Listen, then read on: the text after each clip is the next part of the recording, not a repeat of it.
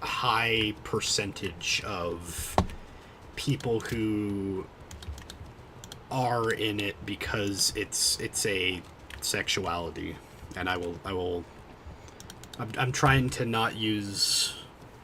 And go watch Frankie Faye. She explains it a lot better. But she talks a lot about, you know, FET word art, not because she's like an FET word tuber, but because she's talking naturally about bad art history, and a lot of it is bad art. Like Lashana Ball. Apparently that started with that. If you've seen the Lashana Ball meme. Well, I'm not a fan of the lewd stuff because they are real people. I understand that they're VTuber models, right? And I understand that most of them recognize I'm going to have that happen to me whether I like it or not. So regardless of their opinions on it, they're usually like okay with it existing. I'm pretty sure that's, you know, somebody's stance. We don't have to say their name. We know who we're talking about.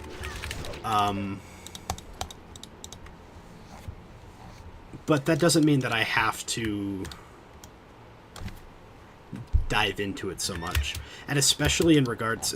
I need to make a point. I'll say it. It. You know, in regards to Kyla specifically, because I've interacted with her as much as I have, because I've spoken to her so much, and so on and so forth, it's a little uncomfortable for me to...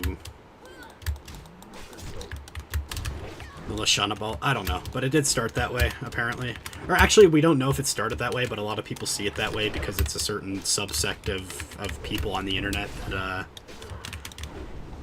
you could tell they're serious because of the words they use in the description, I guess. There's, like, certain tells. I don't know. Go watch Frankie Faye. She's actually really entertaining. And not all of her videos are on that type of art. A lot of her videos are on, like the history of soy jacks and woe jacks.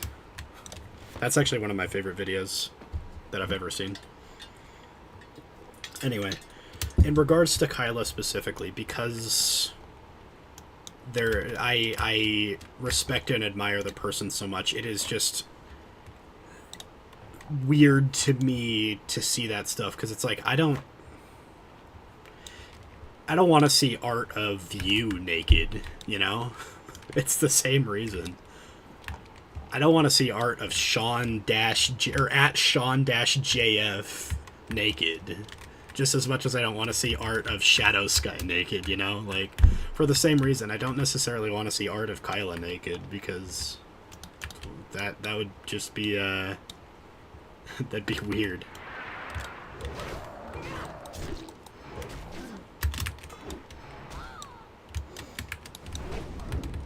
You get what I'm saying? Does that make sense? That's why I'm not a fan of because then, you know, take it to the next logical step is that they are all people, and therefore they all have people that don't want to see that. And so, you know, would Narissa, even though Narissa's fine with her lewd fan art, do you think she'd be okay with, like, if her mom saw her new lewd fan art? Like, that, at that point, Narissa would probably be a bit upset.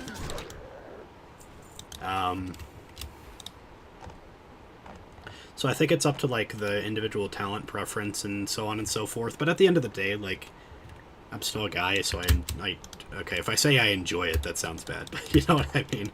I'm still a guy, so I can still appreciate good art of anatomy. But on the other hand, like, for Kyla in particular, for a lot of them, it's just like, I don't necessarily want to see that, man. That's a real person that I know, kind of. Does that make sense? I hope that doesn't sound like creepy stalker parasocial-ish either. Like, I really hope it doesn't sound like that either. To you. Holy! Hey, bud. Luckily I can sit there and let you rain of fire, which gives me completely free opportunity to just attack you all I want, bro. Get wrecked, bro.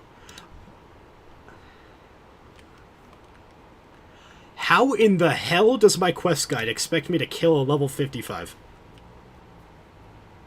No. Like, no, it's just not happening. Oh, please, please, please, please, please, please, please. Please.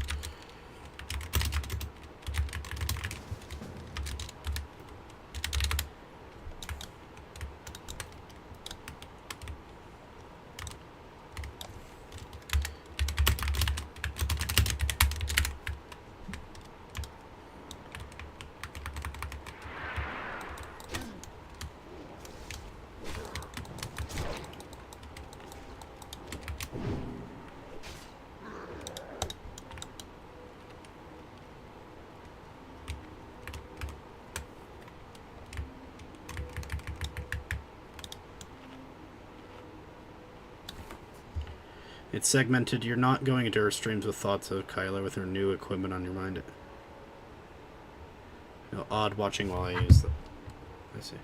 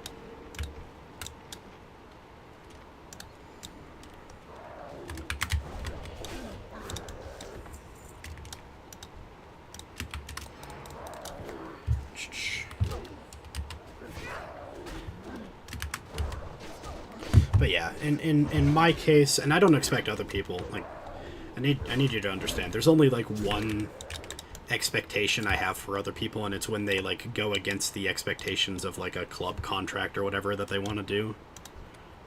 Like, I don't expect other people to like have this same sort of, I guess, mentality on, oh my goodness,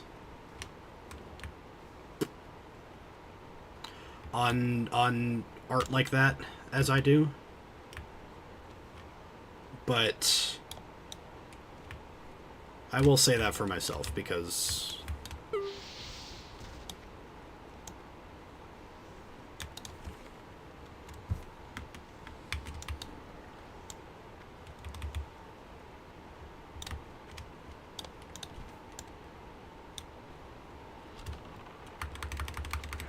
that is how it is for me.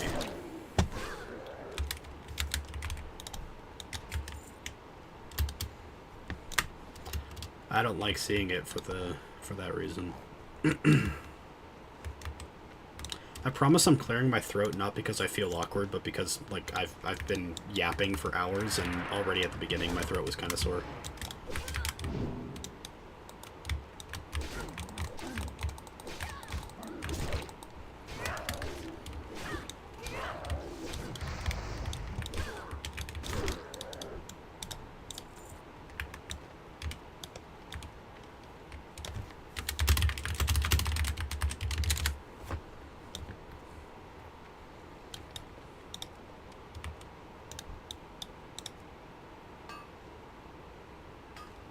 Guess not.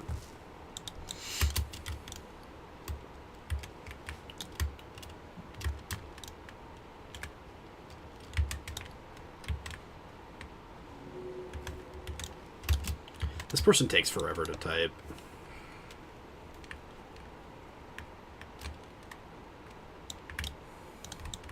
I've been a Pomalo since early on. I can't say the start. I see Pomalo that have membership badges. Hold on.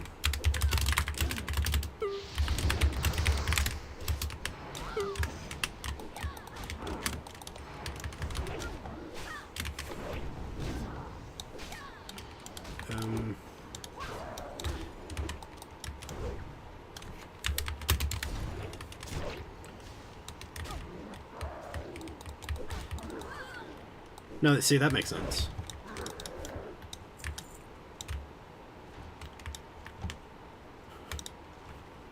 I don't, you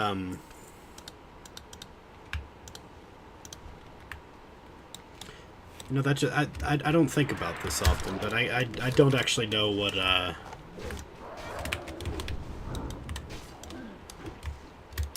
probably shouldn't say that on stream.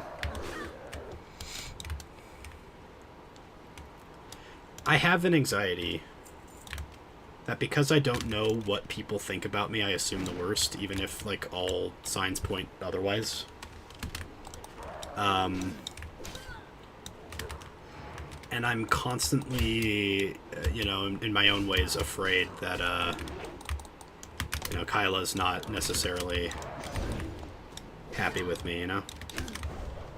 No, it's okay. I'm just trying to reformat it so that, like, I can still talk about what I'm trying to talk about, but, like,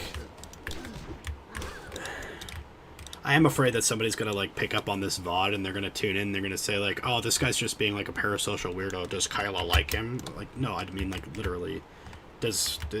Am I liked? Not, you know... I'm worried too much about people joining and thinking that I'm being stupid. I mean, like, literally. I just don't know if, like, I am annoying or not, you know? That's the fear that I have, I guess.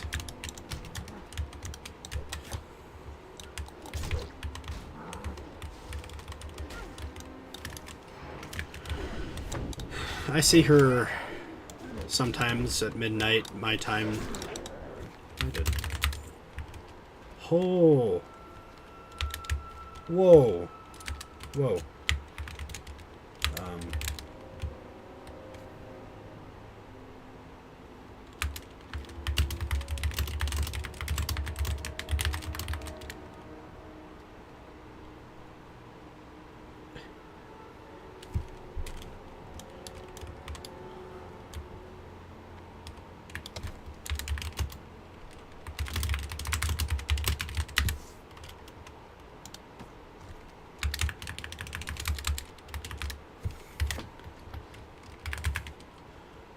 So good.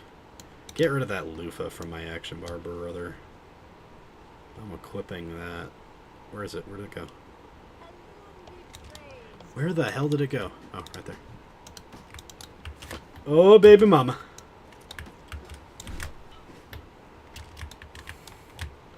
So, like, in my... I'm too worried about what people think about me. I'm just gonna say it. I'm afraid that, like, I, you know, annoy Kyla and that she, you know, feels obligated to pay any modicum of attention to me because I'm, like, a creeper. Or not a creeper, because I'm, like, such a longtime fan. I guess the opposite of a creeper. So I have this, like, fear that the only reason I've ever gotten any amount of, like, recognition is because I'm specifically in her chat so often or whatever, and she feels, like, obligated. And I wouldn't want that. I wouldn't want anyone to feel obligated to interact with me. I would want people to interact with me because they want to. And so that's, like, the fear that I have. And I'll admit, like... I know I'm overthinking when this happens, but I'll think, like, I'll see her in another stream, and I'll think, oh, why didn't she join mine? And I know for a fact, like, bro, it's 6 a.m. over there. Like, I'm not expecting anybody to wake up this early just to come watch me. But, like, in my head, that's the direction that my train of thought goes, is, oh, they're not here because they hate me, and they're elsewhere because they wish they weren't here, you know? Or they don't want to be here. That's, like, the brain wave thing going on. Does that make sense? Am I making sense now?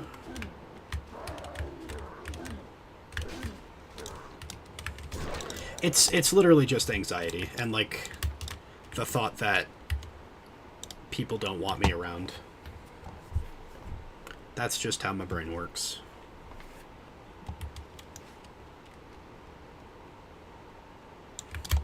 So every time she joins, I'm like afraid that it's only out of like a sort of pity, you know? And every time she stays and talks with me about League or whatever, it's like I start to think to myself, okay, maybe I'm just allowed to have a fun moment.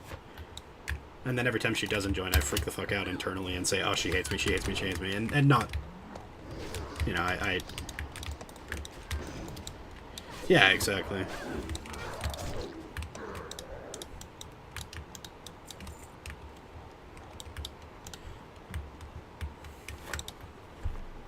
But that's just how my brain is. And I'm proud to admit that I'm past the point where I now at least recognize when my brain is probably lying to me.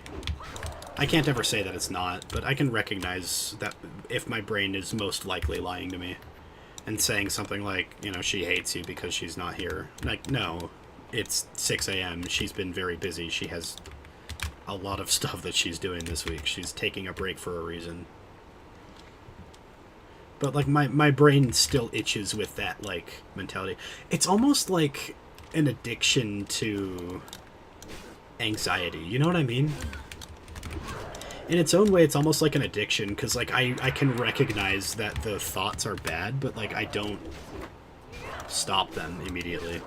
You know what I mean? I recognize that it's bad to think that people only want to interact with me because they want to get something out of me. And that sometimes people just want to interact with me because they want to interact with me. Like, that's a scary thought in my head.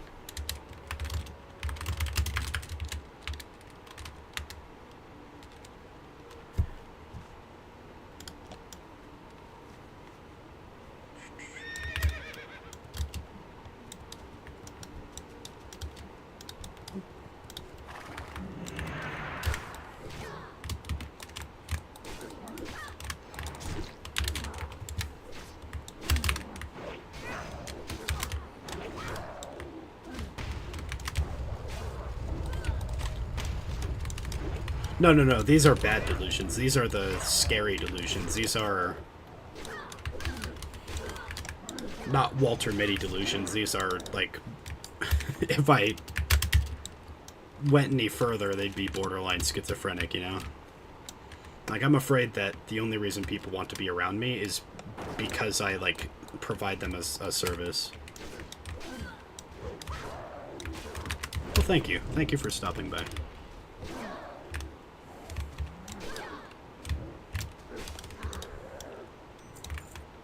Of course, my brain also just by default assumes that the only reason people would say,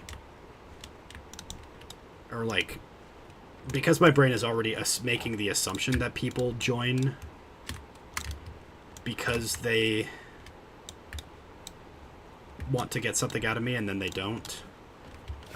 You know, it goes to the next logical conclusion where it says, oh, well, they're just, like, lying to make me feel better. Like, from what I've learned, obviously I'm well past the point where I believe that anymore. From what I've learned and from what I understand is that people don't, like, want to lie by default most of the time. And so they're not going to often lie to make you feel better. They'll just, like, dodge the question or avoid it or whatever, you know? So I recognize that you saying that, it probably means it's true. Unless you were, like, lolcowing me for some reason. That'd be funny.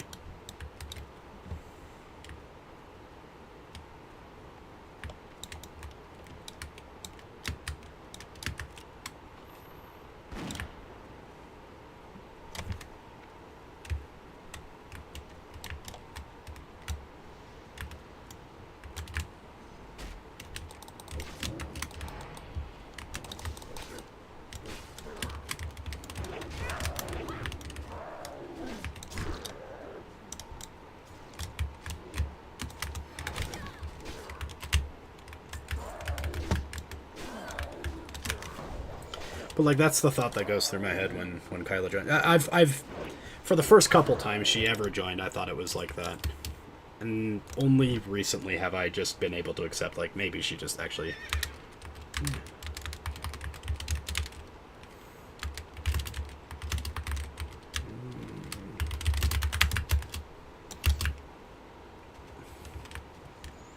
In the first couple times I thought it's a fluke or whatever, but now I can just recognize, like, maybe, just maybe. Not as a brag, but just as like a... As a truth I need to accept. Maybe Kyla just kind of likes joining my stream sometimes and hanging out. And that feels good.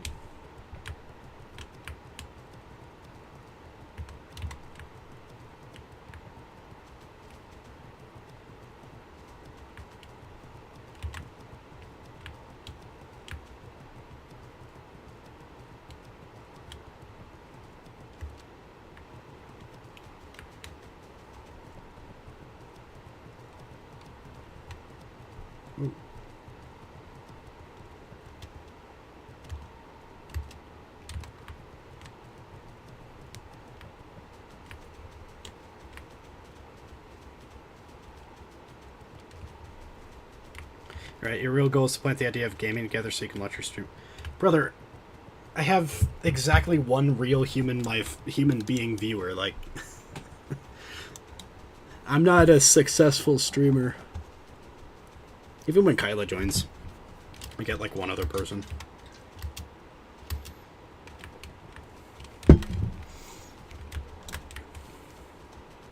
Well, and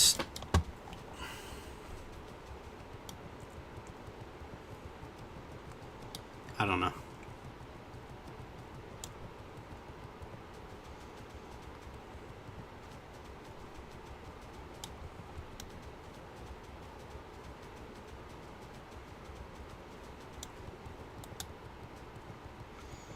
I wonder why other Pomalo don't stream a lot.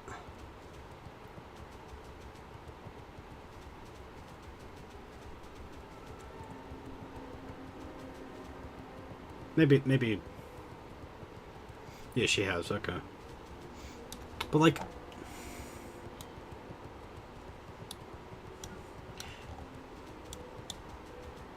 from what I've seen, the other streams are usually like artists or playing HoloLive games. And this girl has joined while I'm just playing whatever. And that's what, like, I don't want to say concerns as in, like, it makes me scared or anything. We're moving past the anxiety talk. It concerns me because, like, I don't know what I have that's, like, worth what I'm providing here by streaming League of Legends in the last case, but, like, just in general, I don't know what I'm providing by streaming League or, like, Slay the Spire. I understand because she got me into that, but like League, she did not get me into League of Legends. I was into it before I even knew who she was.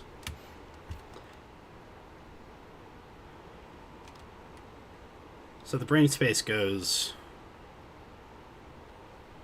I'm just gonna sell that. So the brain space goes to, why in the hell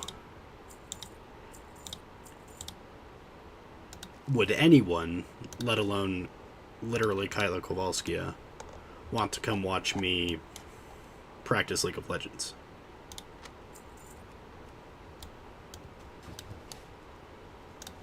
Because again, I'm please understand, I'm not trying to brag or say that I'm special or deserve special treatment. The thought comes from, if I see her in another stream, it's a HoloLive related stream, 100% of the time. And that's where the thought comes from, because I'm thinking, okay, why watch me play League? And so that's the recent source of anxiety, is if she wants to watch me play League of Legends, then I have to be entertaining, because otherwise, you know, she can just go watch an actual person who's good at League.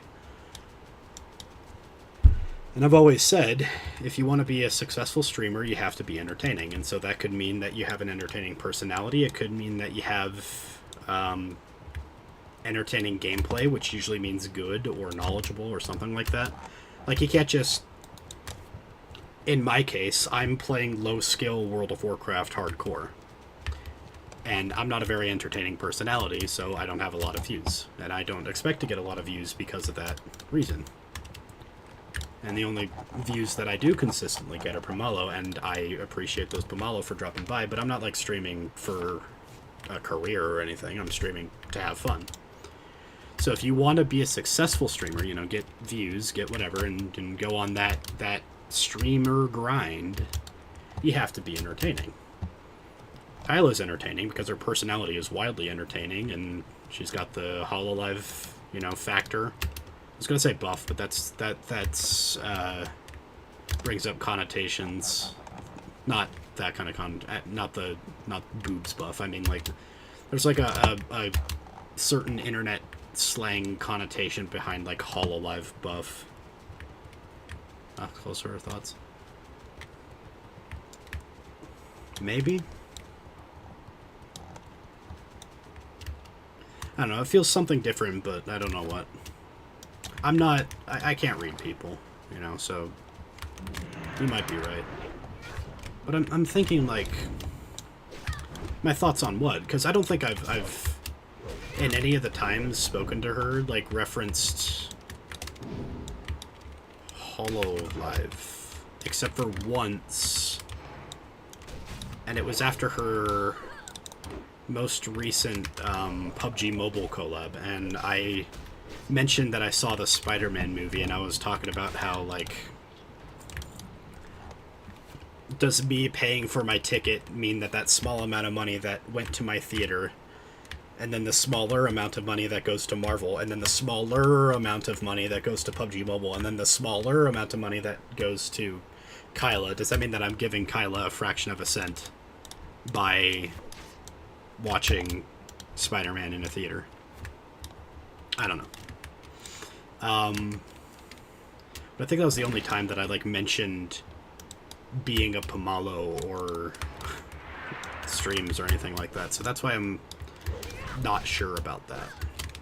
But I also don't necessarily want to know the answer. Like, I'm over the past, like, 8 months or so, I've come to the realization that, like, you can be comfortable in ignorance, so long as it's not damaging in ignorance.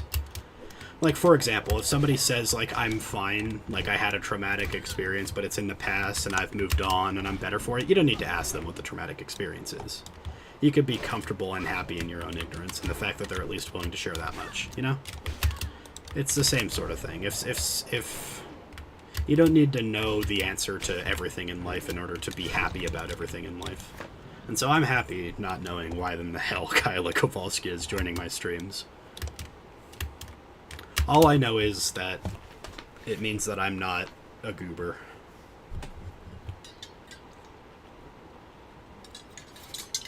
But all of that aside,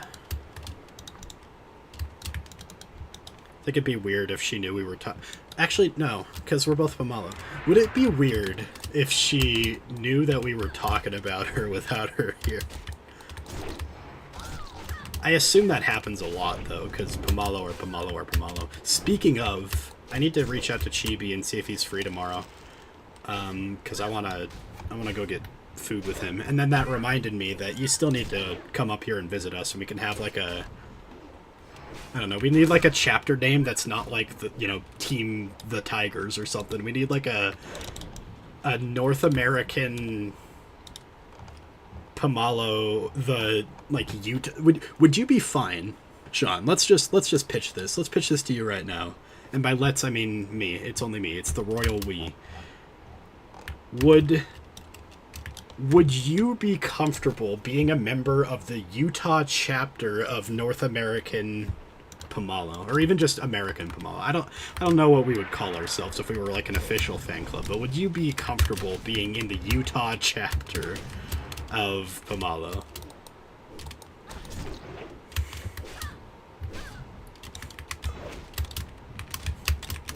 Considering you're not in Utah.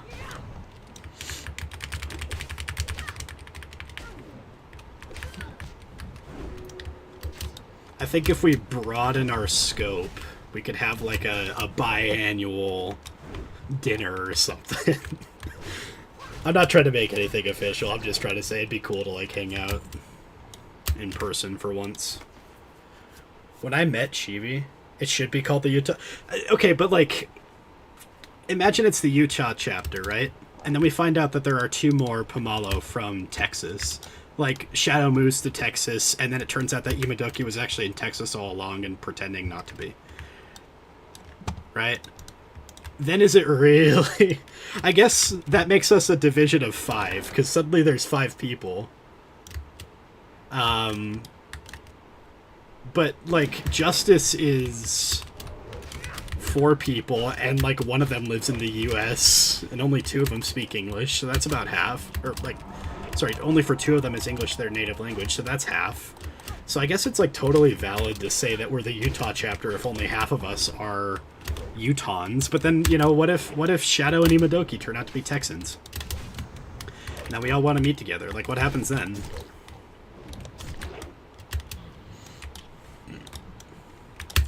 Do we have to rebrand ourselves?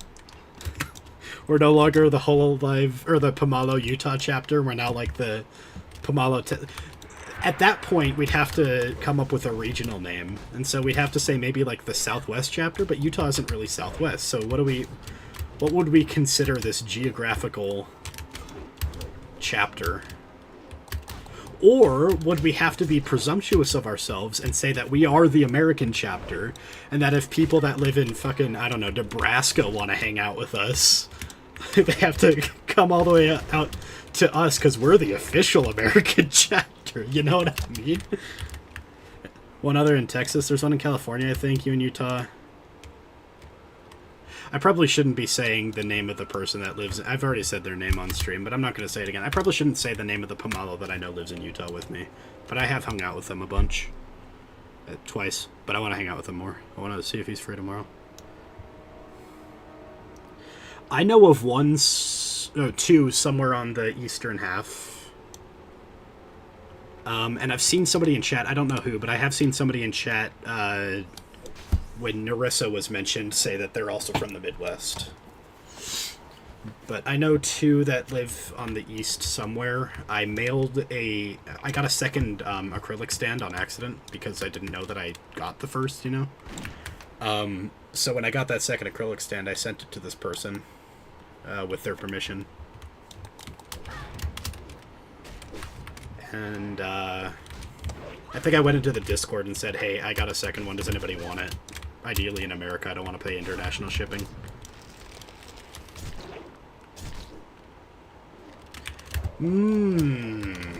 So you actually do sleuth work. I've just figured it out by talking. I'm just, you know, like a regular human being who learns things about people that they want to share, and you're like a creeper who stalks them, you know? Just saying. Just putting that out there. Just saying. You know what I'm saying? Now I want Kyla to join so I could ask her, what should we call ourselves? Quick, get on your secret telephone that you have that goes directly to Kyla's pager and page her to get in here so that we can ask her a question about what we call ourselves. Oh no, I'm not calling you a stalker, I'm just teasing you.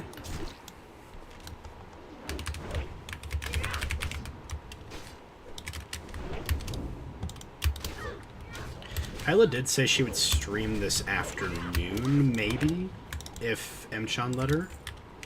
And it is currently 6:30 in the morning for her. I assumed early on that she was on a literal business trip and was going to Japan for recordings or 3D or something. But I think if there is any business, it's being done at the Indonesian offices. So the listening device alerts her. I've been sitting here loud-voiced, and the plushie's right up there. So if it has a listening device, she definitely heard. That lag was scary. I think I'd still auto this guy down, but it was scary.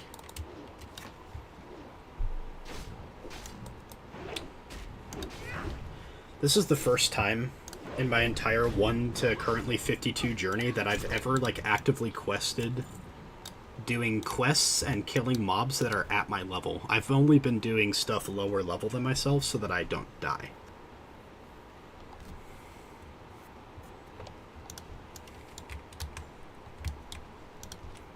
So for 52 levels, aside from the first few, so let's say for like 45 levels, I've exclusively been doing quests that are low level. This one is absolutely not low level, it's orange. Yeah, they're either all there, or they're all still in ID, or I don't know, maybe they're all in Singapore. What could be in Singapore? I don't know. Apparently Singapore is pretty high-tech. They might be going to do some sort of tech showcase. They're technically working for a tech company, you know. Whenever I talk about Kyla, and I don't want to like seem weird for being like a streamer fan, because normies hate streamer fans, I just say that she's, and I quote, a friend. And if they ask where she comes from, I say, again, and I quote, or like what she works for, I say she works in tech. I don't ever say what it is that she does, but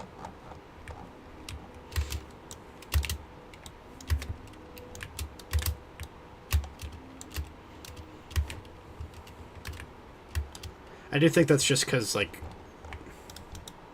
most people hear you're a streamer fan and they assume, like, an Amaranth viewer, you know? I ain't no Amaranthy. I'm a Pomalo. Pomalo and proud. But yeah, it seems like they're all somewhere together, or at least a lot of them are. I know Muna and Kyla are. Our tech truck driver. She's a cable woman. No, I say that she works in tech with, high technology company from Japan. You know?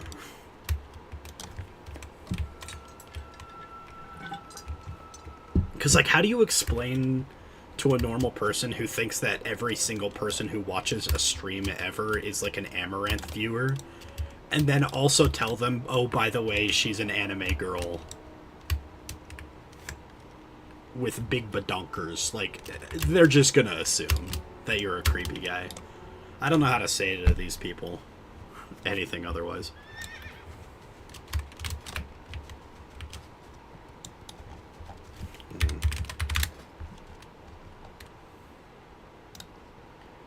That's 16 for this, so I think that's slot 15. So let's do... We're gonna try something here. Oops. Give me a second.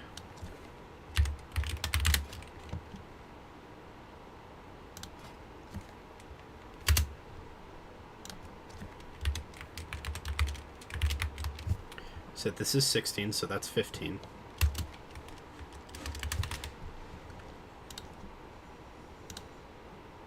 There's a space.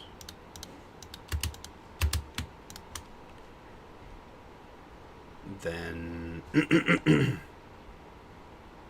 oh, Amaranth is just a blatant titty streamer.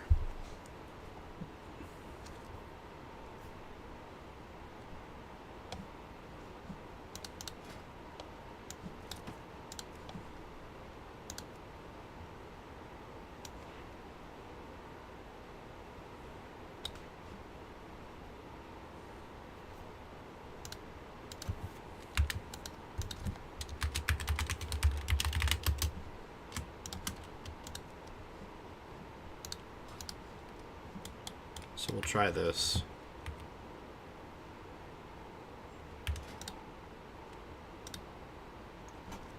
Okay. So that's 15. Let's try 14. Okay. So where's 15? 16, 17. Is that 15?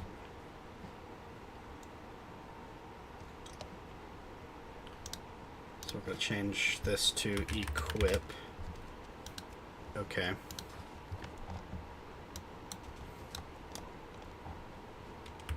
We can just put this back on. Because this is always going to be there, I think.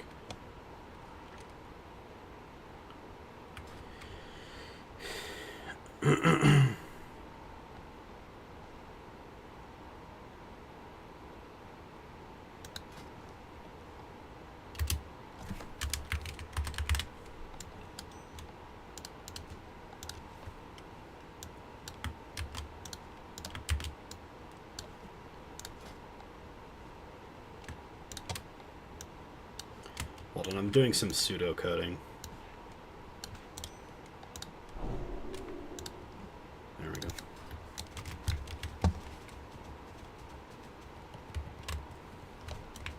The person is saying we could say we're fans, but doing our own thing right now. Who knows if that would work? Again, it's like, whatever, you know. I'm not often talking to people who don't know or care about what a streamer is, but if it ever comes up that I want to, like, mention Kyla, usually it's when I was at work, so if I ever wanted to mention, like, something Kyla did because it was relevant, I'll say, like, I'll have a friend, and if at any point they say, where does this friend work in, I'll say, tech. I'm overblowing it because that's what you're supposed to do if you're streaming, right? You're supposed to overblow the stories. So I'm overblowing it by saying, oh, there's so many people asking me about Kyla, and I don't know what to say because they'll think I'm creepy. No, it happened like once where I said, where like her job came into question and I said tech.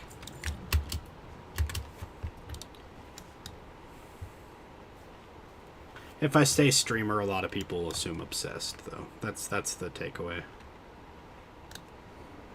I guess in a way I am obsessed. So is that really wrong?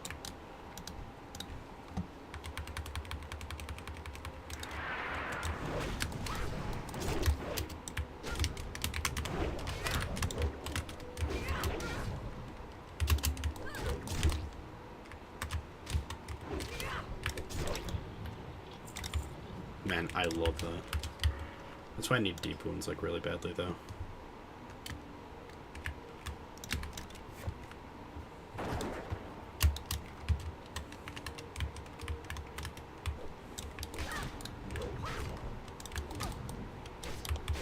I'm about to level up.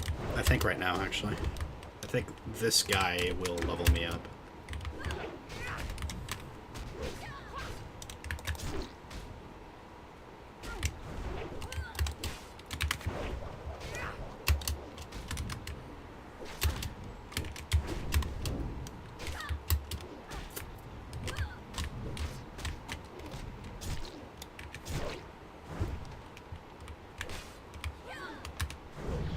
We did it, we leveled up.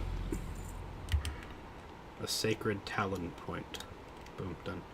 1, 2, 3, 4, 5. I don't think I need anger management. I think it's like 1, 2, 3, 4, 5. So 53, 54, 55, 56, 57, 58, and 60. Yeah, that's how it goes. At 60, yeah. Do you, here. I don't know if I can show. No, I can't. You see that timer up there? Time to level, 8.1 hours? That assumes that if I played as consistently as I was playing ever since I started playing today.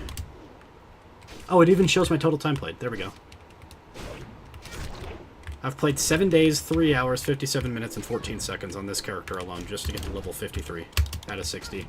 And that time to level assumes my time to my next level, assuming that I get the same amount of experience that I have been getting for the past 2 hours or however long I've been streaming. It should also be a tell that over the last 2 hours or however long I've been streaming, I started right about here, I think, on my experience bar. So like 5 bubbles of the experience bar.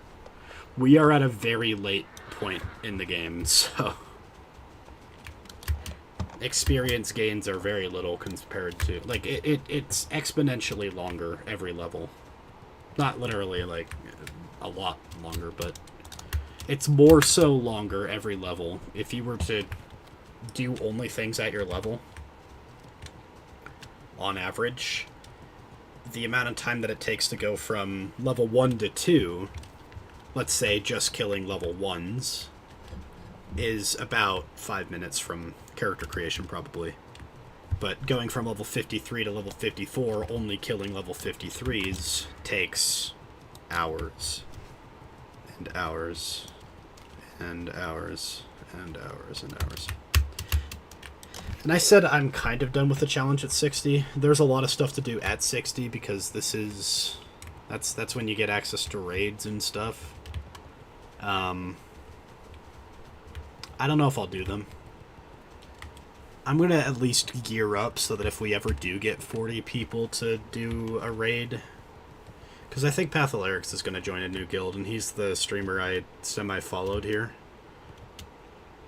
So if he does ever get to the point where he's raiding on this server, I do at least want to be prepared, but... Raiding in hardcore is already kind of a death sentence anyway. Like, as soon as you accept that you're going to raid in hardcore, like, most raids get, like, a death or two in a boss fight. From what I've seen. So I just kind of have to assume I'm going to die if I raid. It's not like in regular vanilla where if I die during the raid, I just get resurrected afterwards, after the fight. We're going to repair my gear. I'm going to make some bandages while I go grab more water. Ow!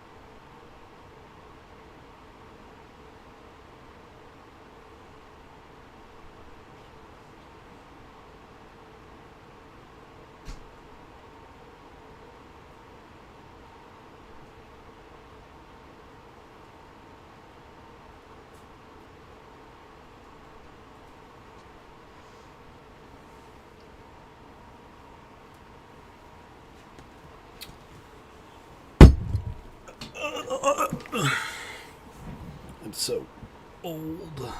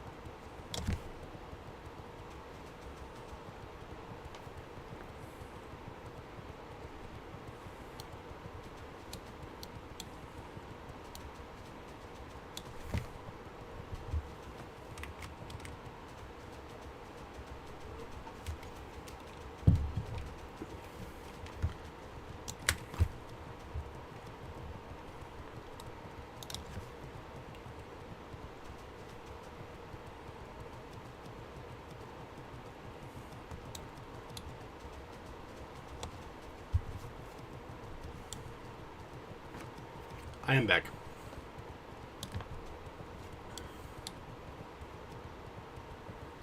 I should probably rest my throat for a little bit, so I'm not going to yap without a question being asked of me. Or something.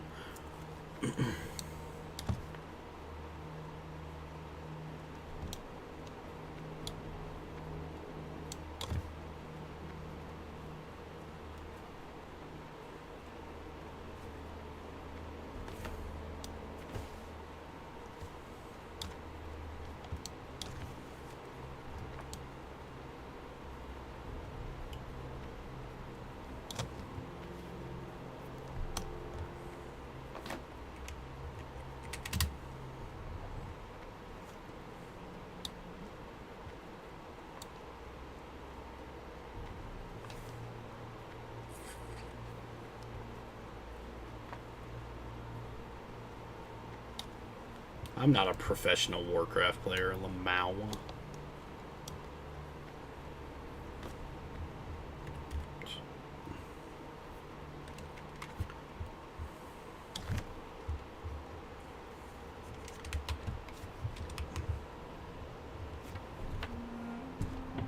Oh.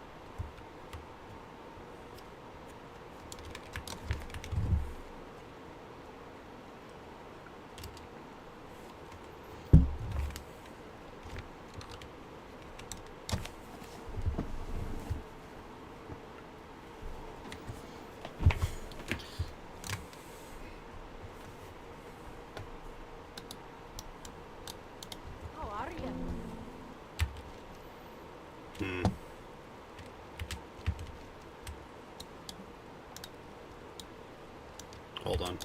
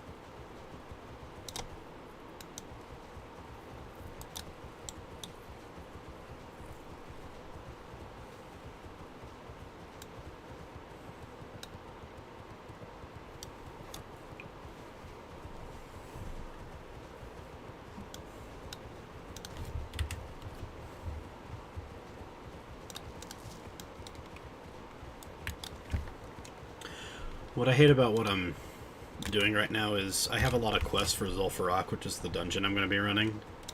And they've filled up my quest log. I can't accept any more quests.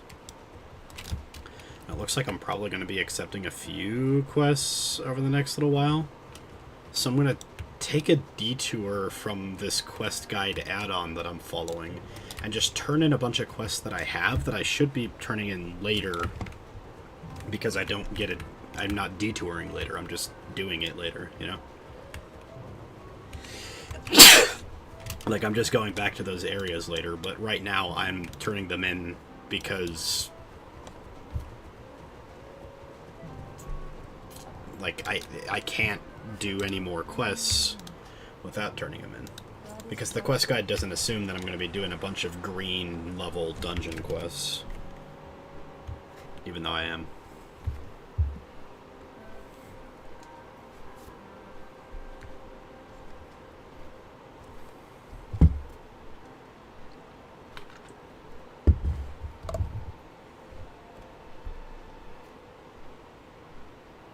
No, you just have to go pick it up again, and if you...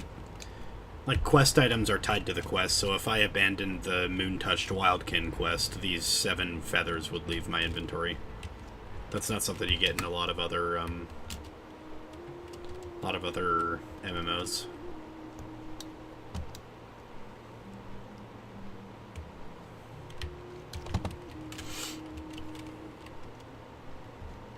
Oh, it's 50-50 now. Huh. Somebody else voted. I wonder who. We have a voter in the chat. Who voted? Who?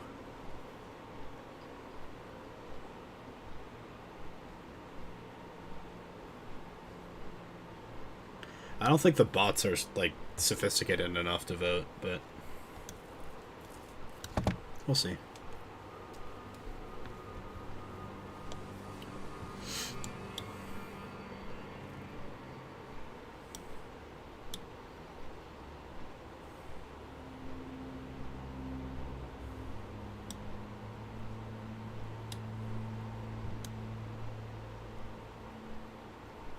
Hello. Welcome. Just been yapping with Sean for the past however long.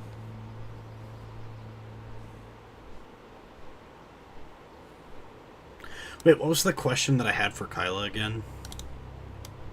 Sean, we were talking about it.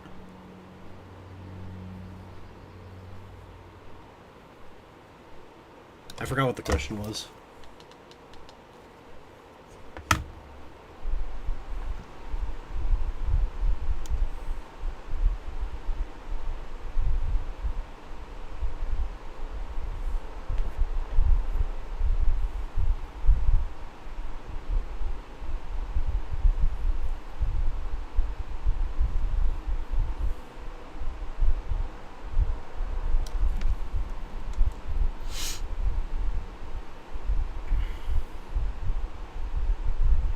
No, I don't want to know the answer to that. That's its own.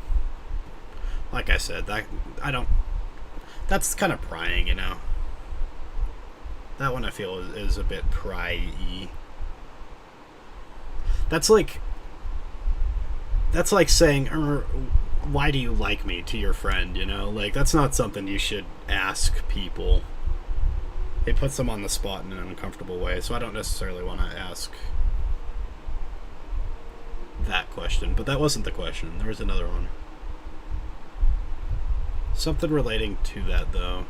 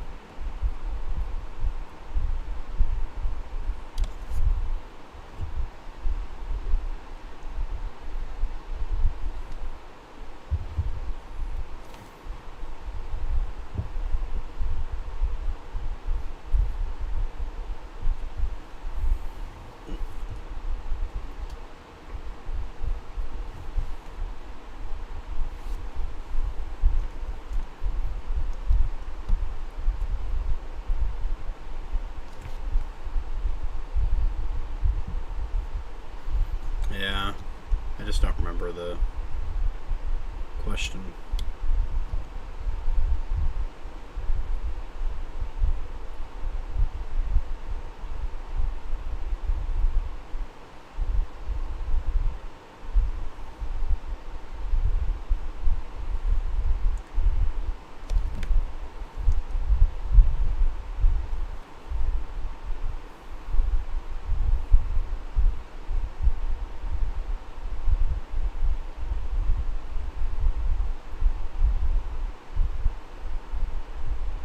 Right.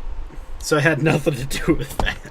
It's what to call, not the American Pomalos, but to call, like, okay, so maybe Back Again has an answer. There is a Pomalo, not Sean, who lives in the same state as me. The state is called Utah. There is a Pomalo named Sean who lives in Texas. If the Texan Pomalo Sean came to visit us in Utah, the two of us, and we got lunch or something, then he said he would be comfortable calling it the Utah branch of the North American Pomalo. Or the Utah chapter of the North American Pomalo, okay? However, a wrench is thrown into things if we were to have another Pomalo from Texas. Let's say, for example, Shadow Sky moves to Texas. And then we also find out that Imadoki-san has been from Texas this whole time and has been sneaky the whole time. So if Shadow Sky and Imadoki-san are both from Texas now, and all of us were to meet up, we'd have to change the name from the Utah chapter to the Texas chapter. So what would we call it if we didn't want to have... Because we also just can't call it the American chapter. Because what if New Yorkers have already been meeting up and calling themselves the American chapter? Or they haven't been calling themselves the American chapter, but they're in New York and there's more of them. So if we, go by logic here, they would be the American chapter because they have more of them, and we only have, in this scenario, 5.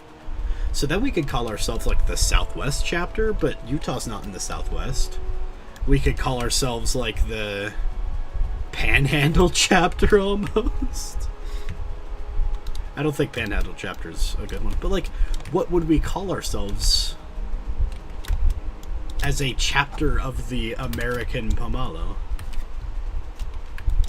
One that is both future-proof and prevents things like, the Texas chapter or the Texas side of things. What if we called ourselves separate chapters? What if Sean is the Texas chapter and we are the Utah chapter?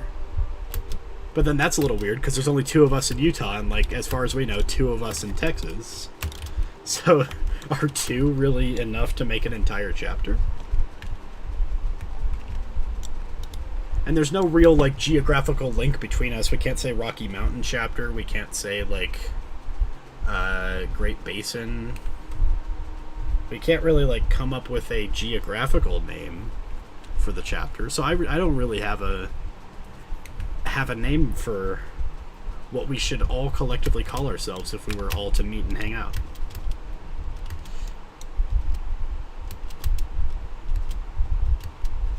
Obviously, there's no official nomenclature.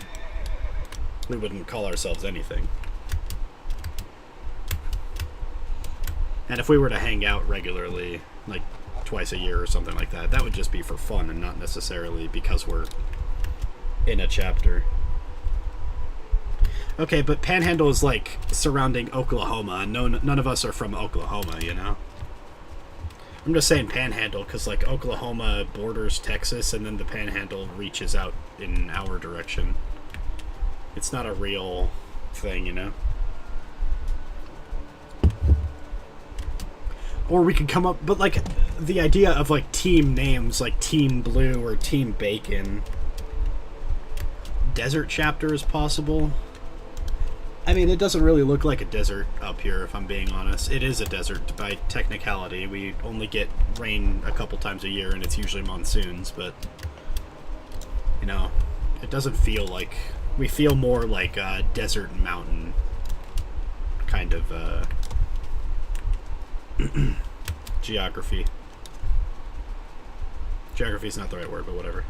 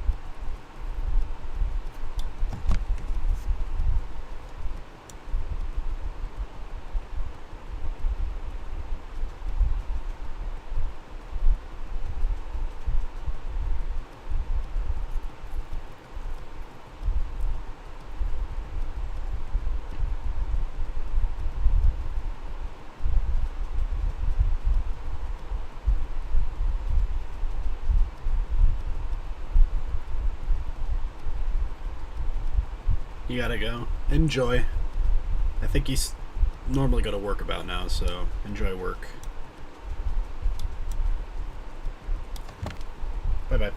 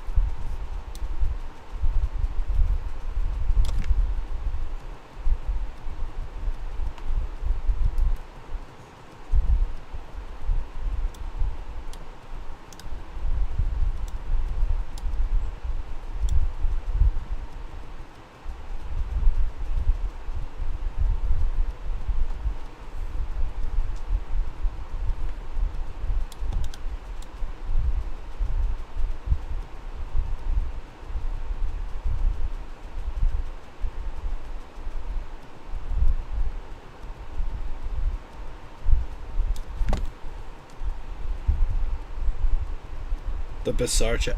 No, because Basar means kiss in Spanish, and if we're American, then we're a lot closer to Spanish words than we are to Indonesian words.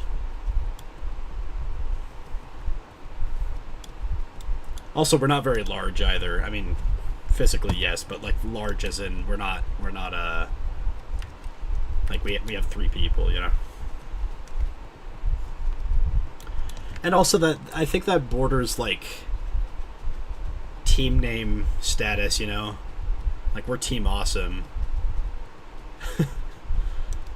As opposed to like chapter name. Chapter name would be like the Louisiana chapter, you know. Team name would be like the Creole chapter. You get what I'm saying?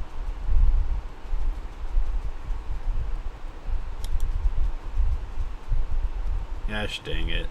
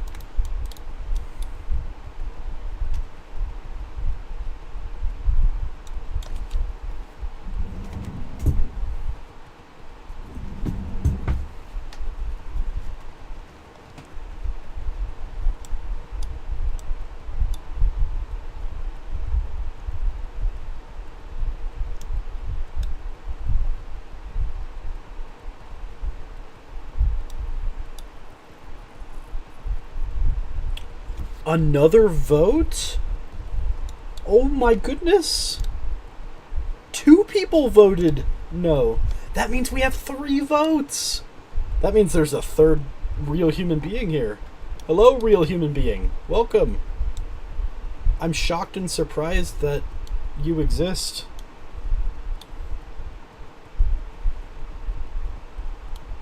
Sorry for calling you out. Calling you out for joining, whoever you are. I apologize. That was rude. You want to remain semi-anonymous? I get that.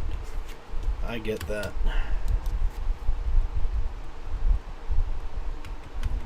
Dude, I'm not. It's happening to the Hollows too. Go look at their views over the last couple streams. There's just something going on, and I don't know what it is, but like people are getting view botted. I have a theory that it has something to do with YouTube trying to increase the concurrent watch times requirement in order to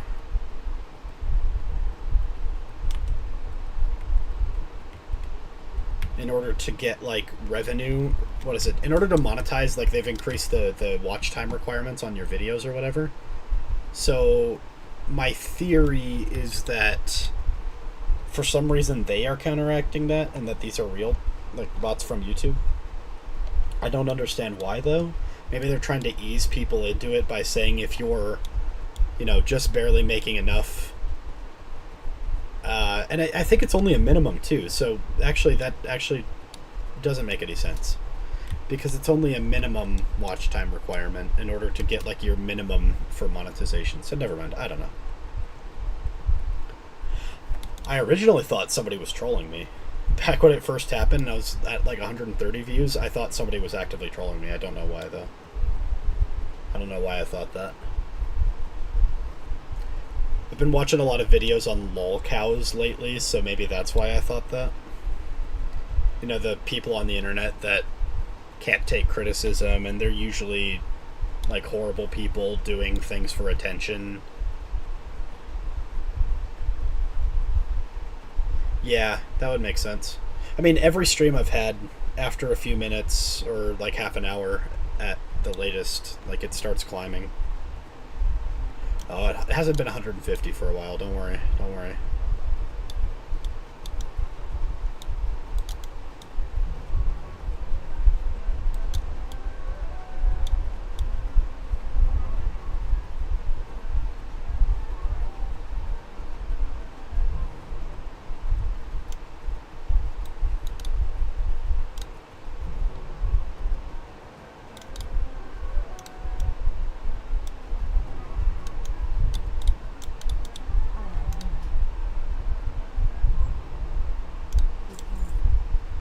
So we just did a big ol' loop-de-loop.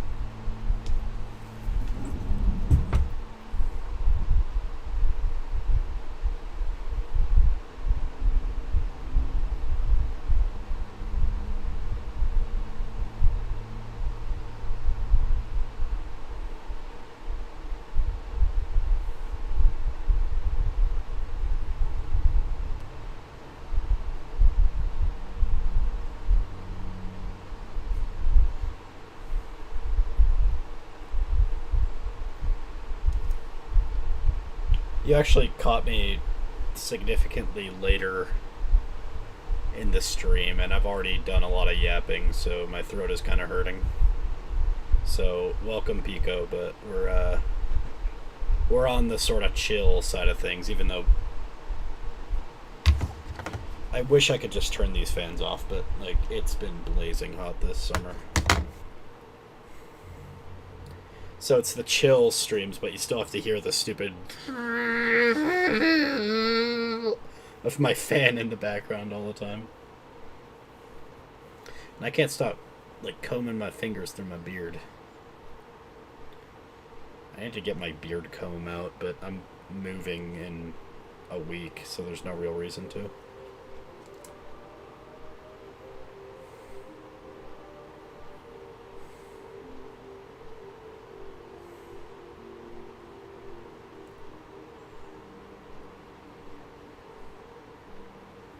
Time to head out. See ya.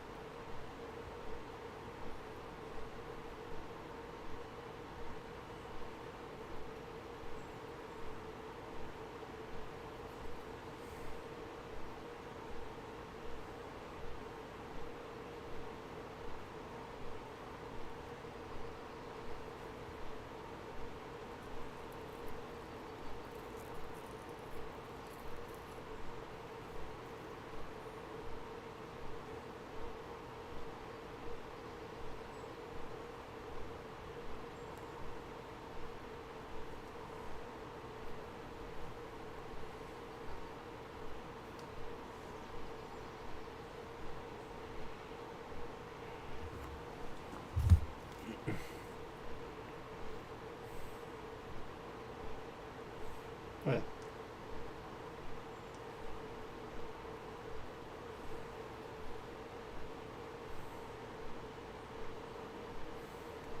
I don't know if I'll have the car, but it's kind of standard for me to get a lift anyway.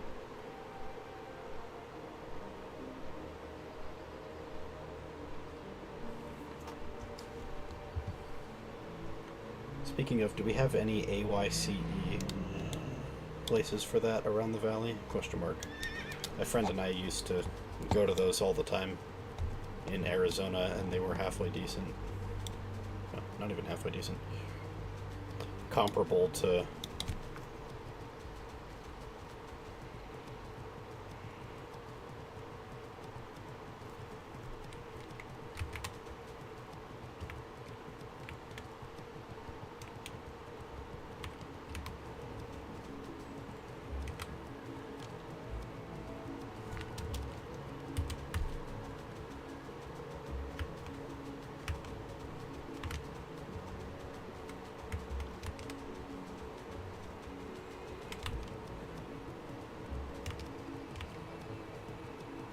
If you're offering, I'll accept, but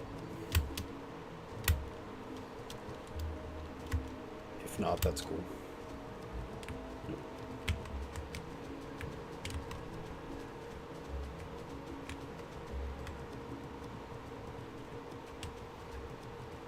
Is simply any good? Sorry, you guys just have to listen to like one half of a text conversation because I can't type. I can. It's just it's hard. I misspell all the time. You could actually see me doing it when I was like trying to type /played earlier today. In fact, at the very beginning of the stream, I was trying to type /played. It took me like 12 tries.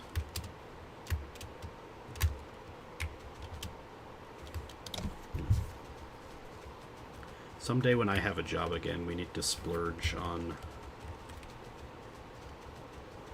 Fuck, what's that place called?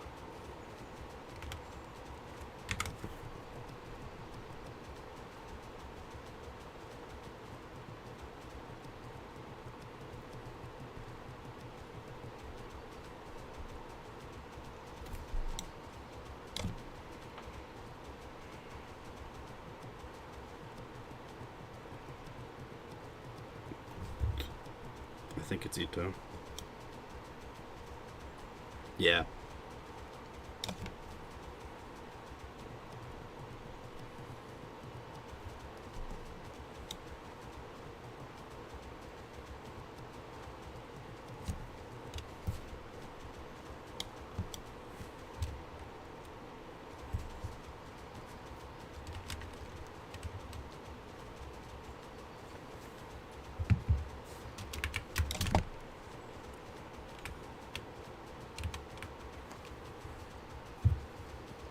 I've ordered from there. It's not real sushi.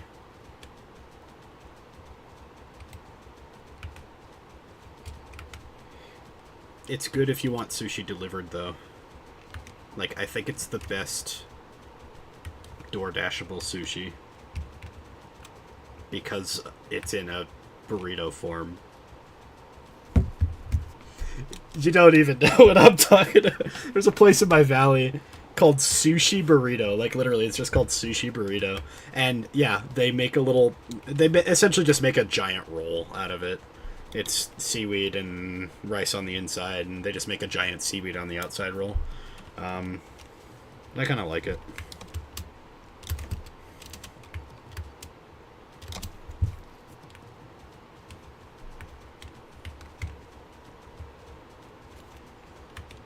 FWIW. I was there when they switched the company that makes sushi at Harmon's, and the new company is a lot better. It's still obviously American sushi. I'm gonna put convenience in quotes. Convenience. It's still obviously American convenience sushi. Not real craft stuff.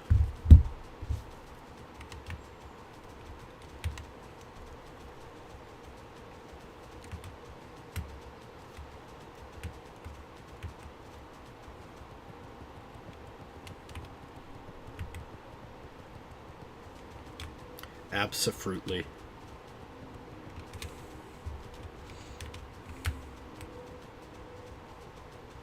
But yeah, wherever you want to head tomorrow, I'll go with, comma. If it were up to me, I would say something AYCE because I'm starving. And I don't plan on eating until then in GL. No, let's say, low-key. Not because I'm broke or anything, I just don't feel like making dinner tonight.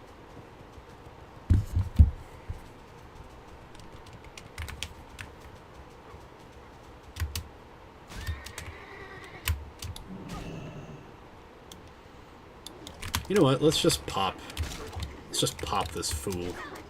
There's a wolf. Wow, we have actual gameplay going on? That's crazy.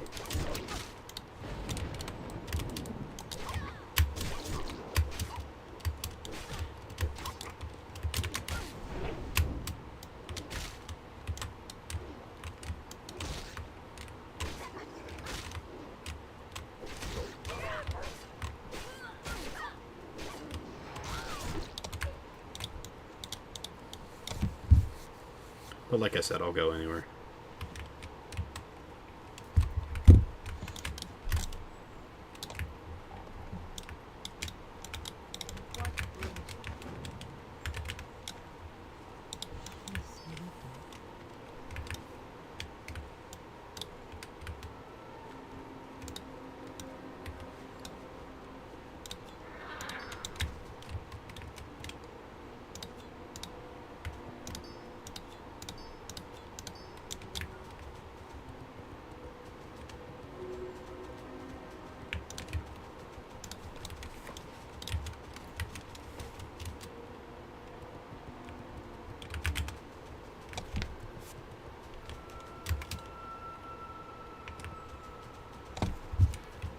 Bet.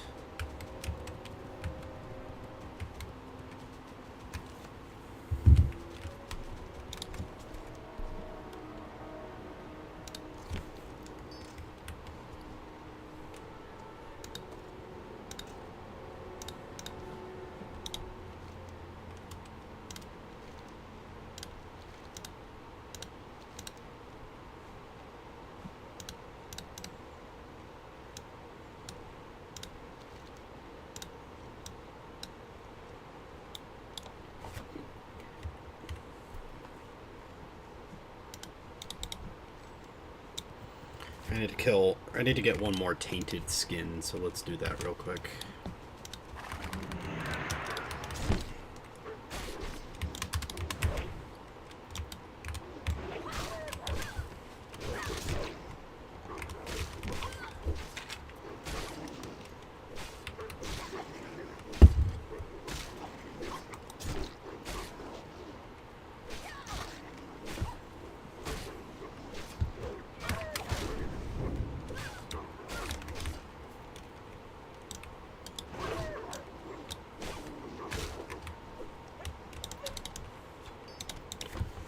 Oh, that's funny.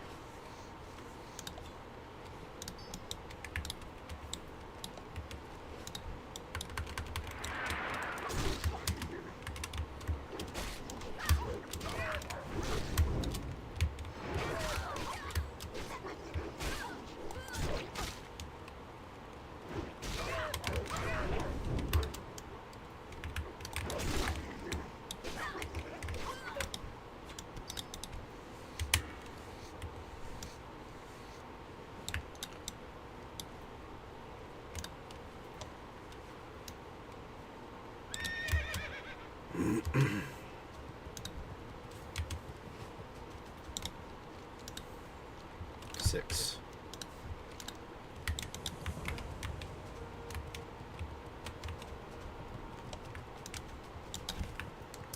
Okay, hold on. Let's try this. What does this do? What does the songflower do? Nice. So these are the Feralis buffs I've heard about.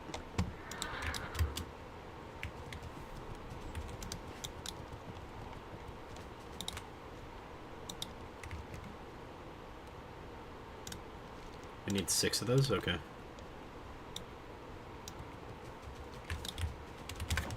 Let's just do this real quick. It gives us some experience. And I'd like experience.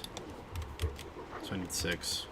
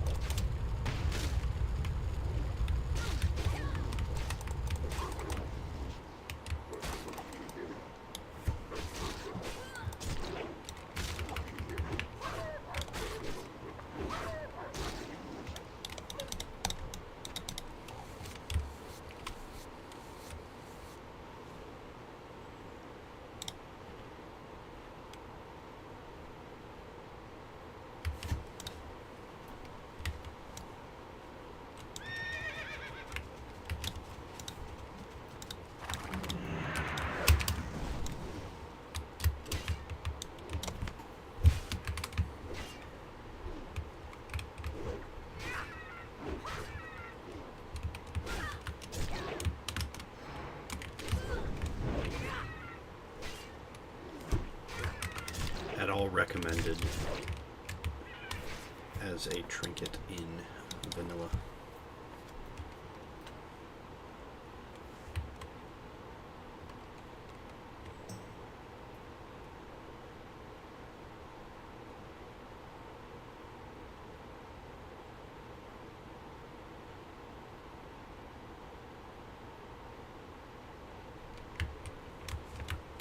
Will there ever be a point where I eventually find out that it was some sort of best in slot counterattack to rogues in PvP?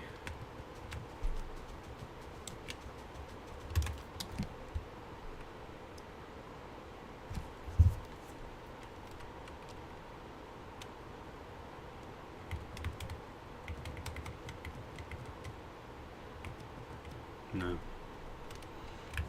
I'm just seeing if I should sell this loofah or not, which I will.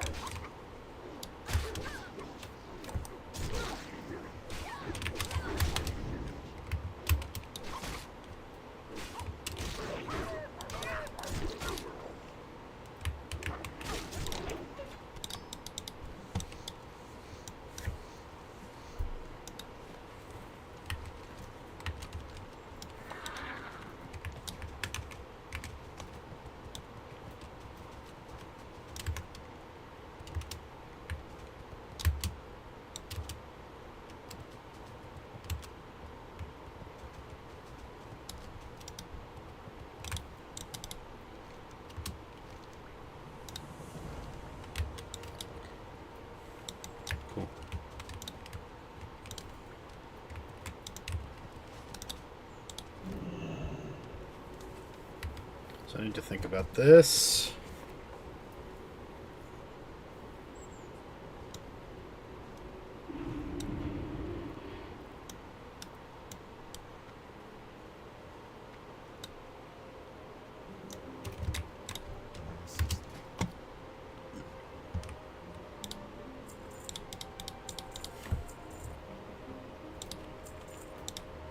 Goodbye, Lufa. You were not missed.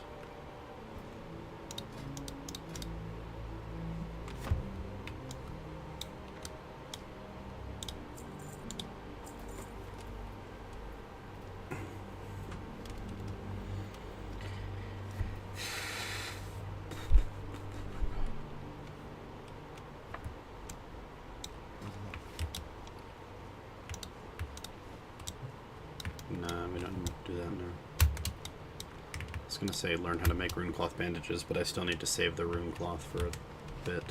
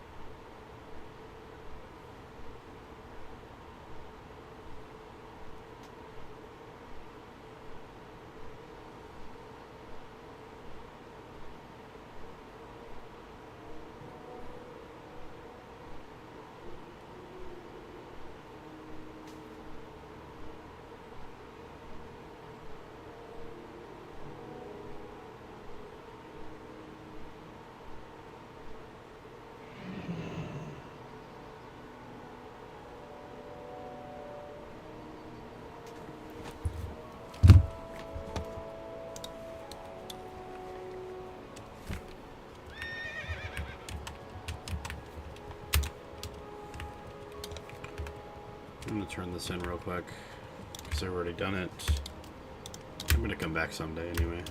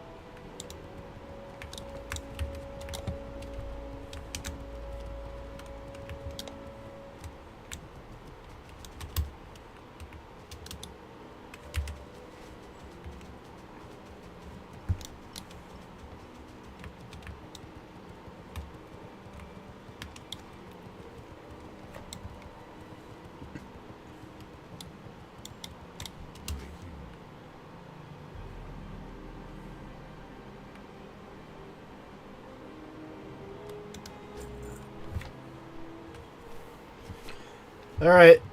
10-minute break, I guess. 9 minute and 10 seconds, actually.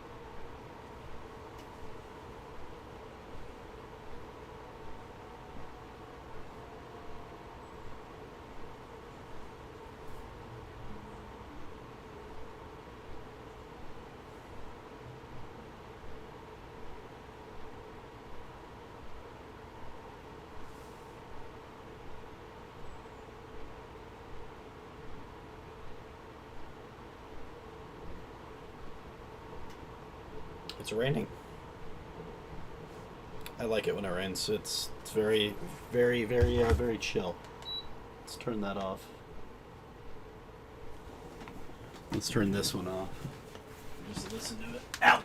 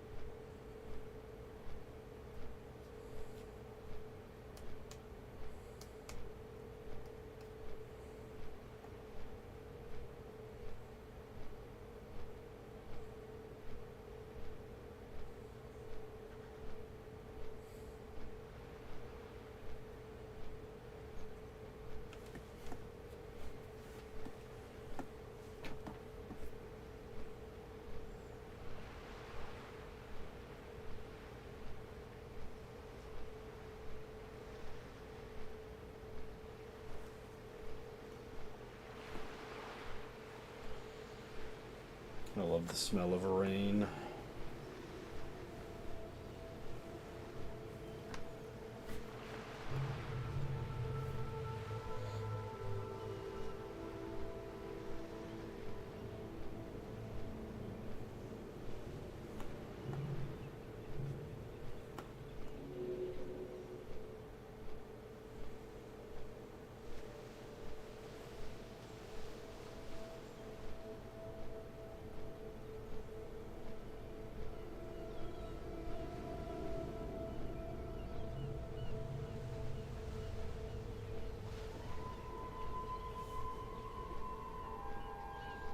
Hey, Pico.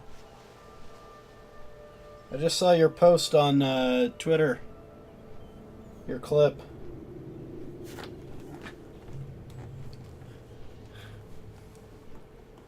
I've retweeted it.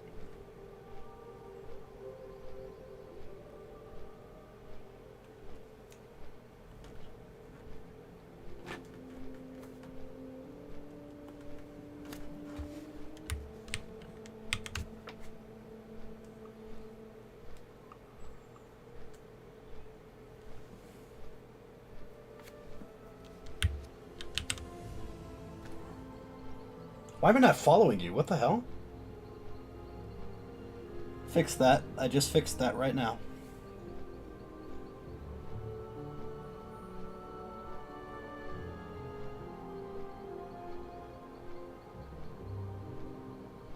Wait, the Lego sound effect. Oh, it's perfect.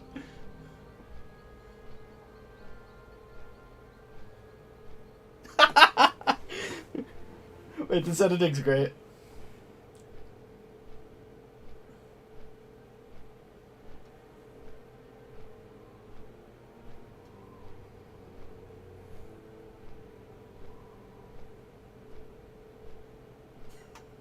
Lead pipe.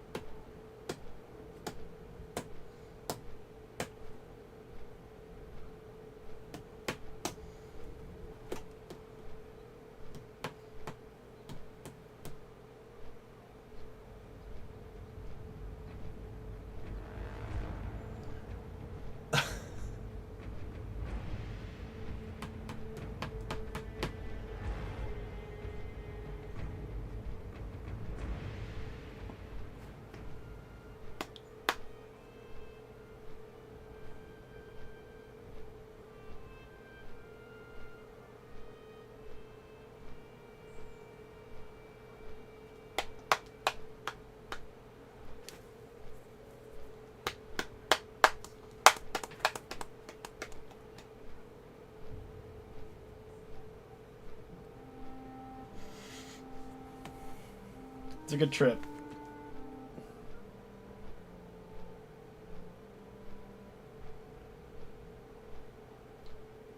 You're on YouTube too, aren't you?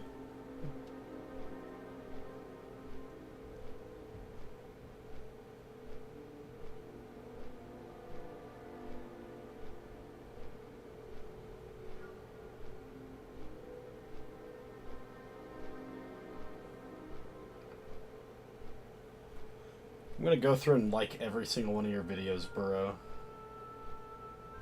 You can't stop me. Wait, what the hell?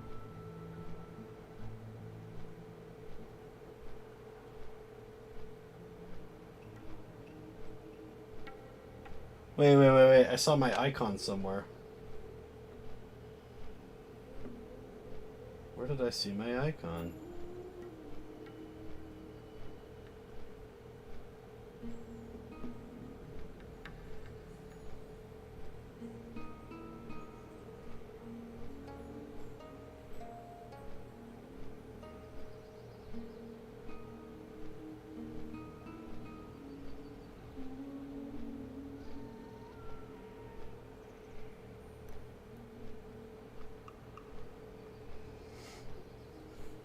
I'm just going through and liking everything, man.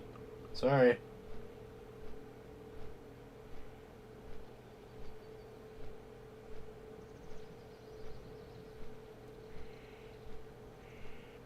Alright, I think I've gone through and liked every single one of your posts. If I'm missing any, let me know.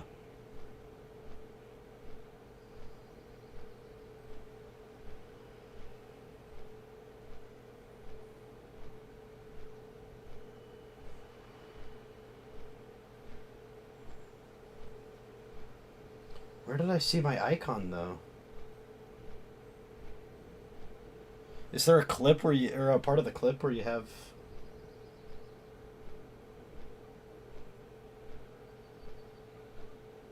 Oh, it's there. I see. Okay.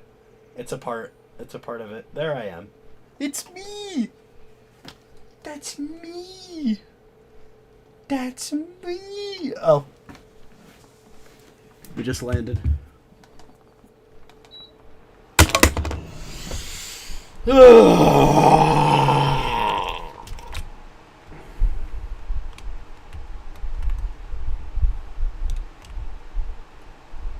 that Pat McGrubbin?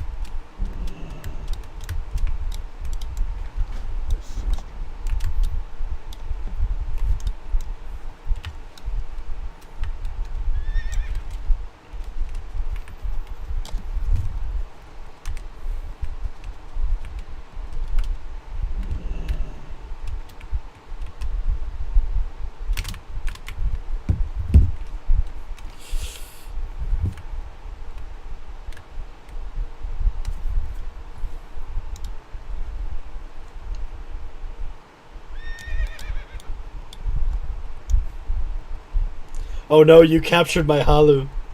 You captured my obvious joke. People are gonna think I wasn't joking. Oh no.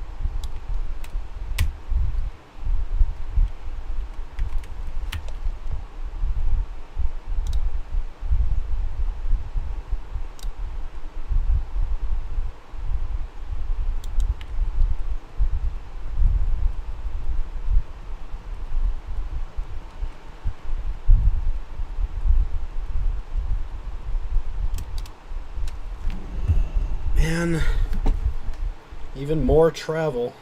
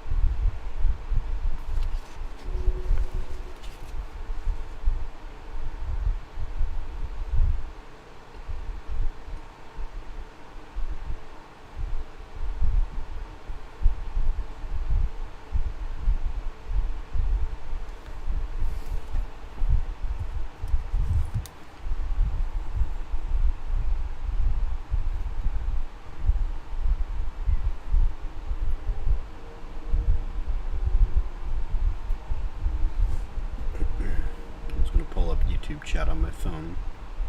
Because occasionally, only occasionally, my... Okay. Sometimes my chat on here,